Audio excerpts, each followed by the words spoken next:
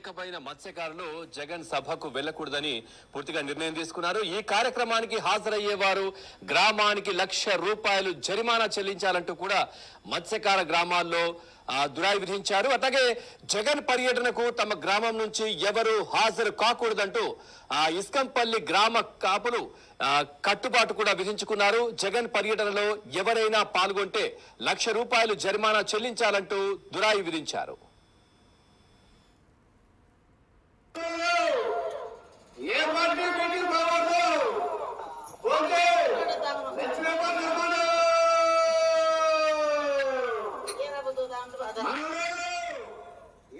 Yes Ramnath గారు, ఇది ఇప్పుడు నేను వినిపించినటువంటి న్యూస్ ఐటమ్ మీరు చూసే ఉంటారు, పత్రికలోనూ వచ్చింది, ఈ వార్తను కూడా చూసే ఉంటారు. ఓవరాల్గా మీ అబ్జర్వేషన్ ఏంటి సార్ జగన్ టూరు ఈరోజు జువ్వల దీనికి సంబంధించి? ఈశ్వర్ గారు, మీకు మాధవరావు గారికి, పూజిత గారికి, సాక్షి ప్రేక్షకులకి నమస్కారం. ఇప్పుడు సింపుల్, జగన్మోహన్ రెడ్డి పర్యటనకు వెళ్తే ₹1,00,000 జరిమానా వేస్తామని చెప్పారు అన్నది ఏమాత్రం లాజిక్ లేని అంశం. వాళ్ళు చెప్పింది ఏంటి, అదే వార్తా సంస్థలు చెప్తున్నది ఏంటి, ఈ బోట్ల వ్యవహారం తేలే వరకు ఏ రాజకీయ పార్టీ కార్యక్రమానికి వెళ్ళకూడదు, కాబట్టి జగన్మోహన్ రెడ్డి గారి పర్యటనకు వెళ్ళినా సరే ₹1,00,000 జరిమానా వేస్తామని చెప్పారు అంటున్నారు. ఇప్పుడు బోట్లు తప్పించుకొని అక్కడి నుండి వెళ్ళిపోవడానికి ఏమన్నా వైఎస్ఆర్ కాంగ్రెస్ పార్టీ నాయకుల ప్రమేయం ఉందా, లేకుంటే జగన్మోహన్ రెడ్డి గారి ప్రమేయం ఉందా? అక్కడ ఇలాంటివి జరుగుతున్నప్పుడు ఒక ప్రతిపక్ష నాయకుడు వచ్చినప్పుడు సహజంగానే ఆ వర్గాలు స్వాగతిస్తాయి. ఎందుకంటే రాష్ట్ర వ్యాప్తంగా ఇంకా గట్టిగా వెళ్తుంది, మా సమస్య ఏంటనేది ప్రపంచానికంతా తెలుస్తుందని ఇన్వైట్ చేస్తారు. కానీ వాళ్ళు ₹1,00,000 జరిమానా వేస్తాం జగన్మోహన్ రెడ్డి పర్యటనకు వెళ్తే అన్నారు అంటే ఏదో ఇన్ఫ్లుయెన్స్ పనిచేసింది. అక్కడ ఉండే వాళ్ళందరినీ బెదరగొట్టడానికి ఆ సంఘాల మీద ఎవరు అధికార పార్టీ వాళ్ళు లేకుంటే మరెవరో ఒత్తిడి చేసి స్టేట్మెంట్ ఇప్పించారనేది చాలా సింపుల్ గానే అర్థమైంది. లేకుంటే ఒక ప్రతిపక్ష నాయకుడి పర్యటనకు ఎవరు వెళ్ళకూడదు, అది కూడా ఇప్పుడే అక్కడ బోట్లు తప్పించుకొని వెళ్ళిపోవడానికి ఏదో వైసీపీ వాళ్ళు కనీసం ఆరోపణ ఉంటే సరే మీరు వెళ్ళడానికి వీలు లేదు అనడానికి, అవన్నీ లేనప్పుడు ఇది లాజిక్ పనికిరానిది అనేది అర్థమవుతుంది, ఏదో ఒత్తిడి ఉందని అర్థమవుతుంది. అన్నింటికి మించి జగన్మోహన్ రెడ్డి గారు మేము అధికారంలోనికి వచ్చిన తర్వాత మళ్ళీ ఈ సంస్థను, ప్రైవేట్ సంస్థను పంపించేసి ఈ భూములన్నీ మీకే అప్పగిస్తామన్న తర్వాత తెలుగుదేశం పార్టీ వాళ్ళు ఏం ఆర్గ్యుమెంట్ తీసుకున్నారు చూసారా, జగన్మోహన్ రెడ్డి అన్నింటినీ తరిమేస్తాం అంటూ ఉన్నారని మళ్ళీ మొదలు పెట్టారు ప్రచారం.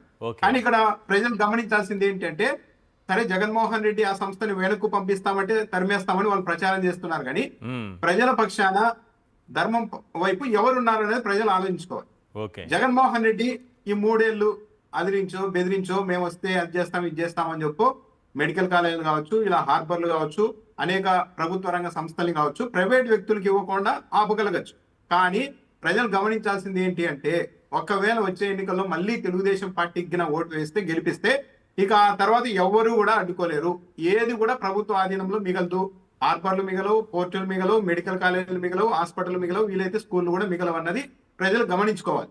జగన్మోహన్ రెడ్డి 25,000 మత్స్యకారులకు పొట్టగొట్టే అంశాన్ని ఆయన మాట్లాడుతూ ఉంటే దానికి ఇంకోలాగా వాళ్ళు ప్రచారం చేస్తున్నారంటే చాలా క్లియర్.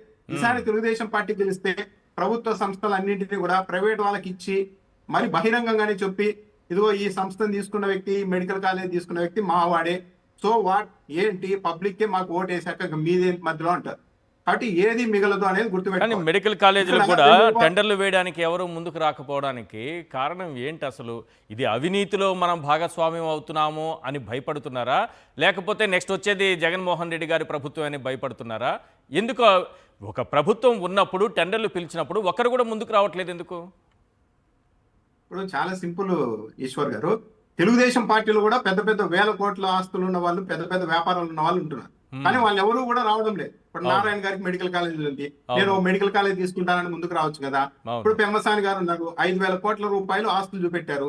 అమరావతిలో ₹1,000 కోట్ల ఏదైనా ఇన్వెస్ట్మెంట్ పెట్టచ్చు కదా. వాళ్ళు ఎక్కడ రావడం లేదు దేంట్లో కూడా, కానీ బయట వాళ్ళు రావండి అనేసరికి వాళ్ళకి అర్థమవుతుంది వీళ్ళకే నమ్మకం లేదు, ఇక మనం వెళ్ళి అక్కడ ఎందుకు ఇరుక్కోవాలని చాలా మంది రావడం లేదు. ఒకటి, ఇప్పుడు మెడికల్ కాలేజ్ జగన్మోహన్ రెడ్డి చాలా సీరియస్ గా అంశంలో ఉన్నారు, అవి ప్రభుత్వ ఆధీనంలోనే ఉండాలి, అప్పుడే పేదలకు న్యాయం జరుగుతుందన్న ఉద్దేశంతో ఉన్నారు. కాబట్టి ఆయన డ్రీమ్ గా నిర్మిస్తున్న మెడికల్ కాలేజ్ జోలికి మనం వెళ్ళినా సరే రేపు జగన్మోహన్ రెడ్డి అధికారంలోనికి వస్తే, ఎందుకు చంద్రబాబు నాయుడు గారే చెప్తున్నారు కదా, అసలు జగన్మోహన్ రెడ్డి గారు అధికారంలోనికి రారు అన్న నమ్మకం ప్రభుత్వ పాలకుల కన్నా ఉంటే అమరావతికి చట్టబద్ధత అంటూ ఇలా రకరకాలుగా అన్ని చేసుకోరు కదా. అంటే వాళ్ళకి క్లియర్ గా అర్థమవుతుంది. కాబట్టి ఇక ఆటోమేటిక్ గా అందరూ రిసీవ్ చేసుకుంటున్నారు. ఓకే, ప్రభుత్వ పెద్దలకే నమ్మకం లేనప్పుడు మనం ఎందుకు ఆ రిస్క్ లోనికి వెళ్ళాలి అని.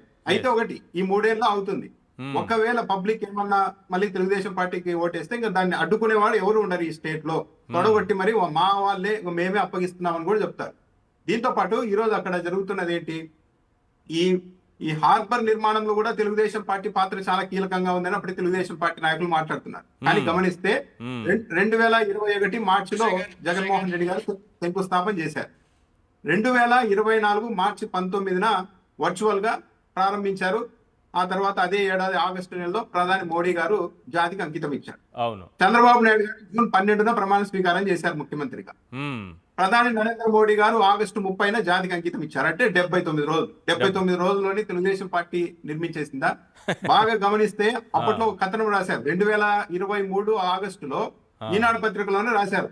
జగన్మోహన్ రెడ్డి చాలా ప్రతిష్టాత్మకంగా నిర్మాణం మొదలు పెట్టిన ఈ జూబిలీదిన్న హార్బర్ అనేది 80% పనులు పూర్తయ్యాయి. ఏది 2023 ఆగస్టులోనే 80% పనులు పూర్తయ్యాయి, 20% పనులు మాత్రం వేగంగా వెళ్ళడం లేదు అని చెప్పారు. అవును. అంటే అప్పటికే మొత్తం అయిపోయింది అనేది చాలా క్లియర్ గా అర్థమవుతుంది.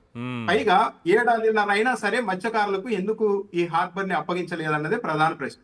అంటే నరేంద్ర మోడీ గారు జాతికి అంకితం ఇచ్చిన రోజు నుంటే, తెలుగుదేశం పార్టీ అధికారంలోకి వచ్చిన రోజు నుంచే దీన్ని ఎక్కడికో ఎవరికో ఇవ్వాలన్న ఉద్దేశంతోనే మత్స్యకారులకు అప్పగించలేదన్నది క్లియర్ గా అర్థమవుతుంది.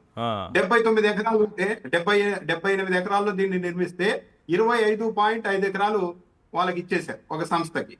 పైగా ఏం చెప్పారు, అమరావతిలో జరిగిన కలెక్టర్ల సమావేశంలోనే స్వయంగా అధికారులు లేదు ఈ సంస్థకు 25.5 ఎకరాలే కాదు మొత్తం 150 ఎకరాలు ఇస్తామని చెప్పారు. అంటే ఇక మిగిలిన భూమిని కూడా మెల్లమెల్లగా తీసేసుకుంటారనే కదా అర్థము. అవును. పైగా అక్కడ తమిళనాడుకు సంబంధించిన సోనా బోట్లు అవి చాలా శక్తివంతమైనది, పవర్ఫుల్ ఇంజన్లతో పనిచేస్తాయి, 40 అడుగుల పొడవు ఉంటాయి, పెద్దవి.